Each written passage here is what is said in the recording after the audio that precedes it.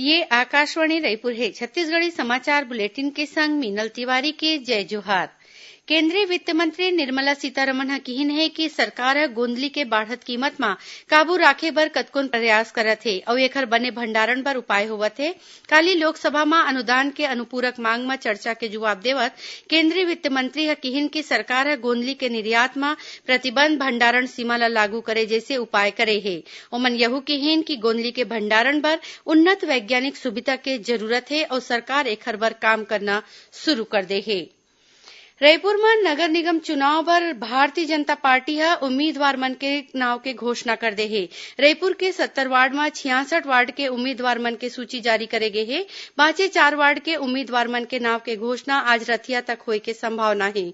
उहें कांग्रेस ह घलो रायपुर के 17 वार्ड में अपन उम्मीदवार मन के नाव के घोषणा करे हे। एकर संगे संग कांग्रेस ह अंबिकापुर, लखनपुर, सीतापुर और भटगांव निकाय बर घलो उम्मीदवार मन के सूची जारी कर दे हे। नामांकन भरे के काली आखिरी दिन है। 7 तारीख के नामांकन पत्र के जांच करे जाही। उहें 9 दिसंबर के मंझनिया 3 बजे तक नाव वापिस ले जा सकही। इही दिन उम्मीदवार मन ला चुनाव चिन्ह बांटे जाही। मुख्यमंत्री भूपेश बघेल ह प्रदेश में प्रधानमंत्री मातृ वंदना योजना ल बने ढंग ले लागू करे बर मुख्य सचिव के अगुवई म 7 झिन सदस्य के समिति बनाए हे। समिति कोती ले ये योजना ले पात्र माइलोगिन मन ला फायदा देवाय के प्रयास करे जाही। ये संबंध म समिति ला अवइया 15 दिन म अपन प्रतिवेदन दे बर केहे गे हे। मुख्यमंत्री के मासिक रेडियो वार्ता लोकवाणी के 5वां कड़ी के प्रसारण 8 दिसंबर इतवार के होही। एकर प्रसारण छत्तीसगढ़ आकाशवाणी के जम्मू केंद्र के संगे संग एफएम रेडियो और क्षेत्रीय टेलीविजन न्यूज चैनल ले करे जाही। ये रेडियो वार्ता बिहनिया 10:30 बजे शुरू होही। लोकवाणी में ये बखत के विषय हरे आदिवासी विकास हमारी आस। दक्षिण पूर्व मध्य रेलवे ह डिजिटल भुगतान ल बढ़ावा दे बर कुछेक स्टेशन म स्वाइप मशीन लगाए के फैसला ले हे। एमा रायपुर, बिलासपुर और नागपुर मंडल के कुछ स्टेशन म डिजिटल भुगतान बर स्वाइप मशीन लगाए जाही, जेखर ले यात्री बुकिंग काउंटर म अपन टिकट ले बर डिजिटल भुगतान कर सकही। ये सुविधा के बने असन लागू होए म पीएनआर नंबर जारी होते रेल यात्री मन ला यात्रा के जानकारी अउ ओखर खाता ले निकाले के पइसा के जानकारी एसएमएस ले तुरते मिल जाही।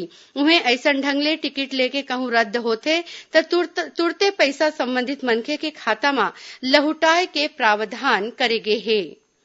सूरजपुर जिला के पुलिस ह चिटफंड कंपनी के 3 झिन संचालक समेत 6 झिन ल गिरफ्तार करे हे।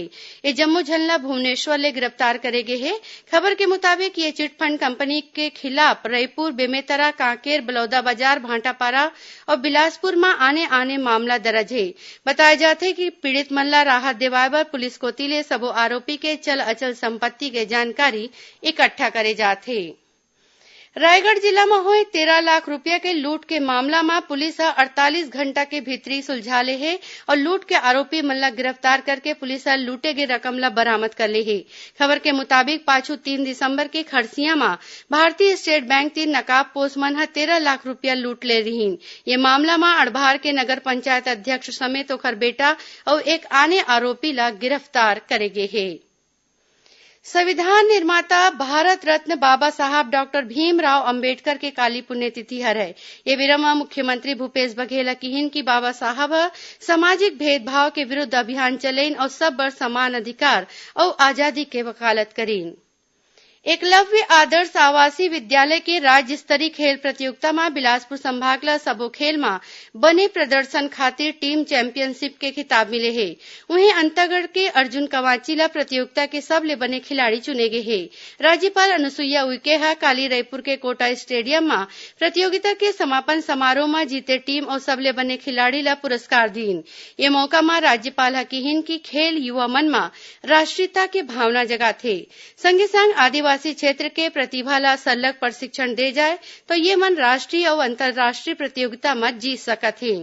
राज्यपाल ह खिलाड़ी मन ला कहिन कि जौन खिलाड़ी राष्ट्रीय स्तर के खेल में पदक जीत के आही ओला राजभवन में विशेष रूप ले सम्मानित करे जाही।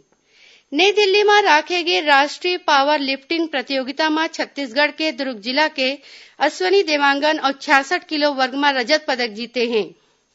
एकरे संग छत्तीसगढ़ी समाचार बुलेटिन इहे सिरावत है। जय जोहार।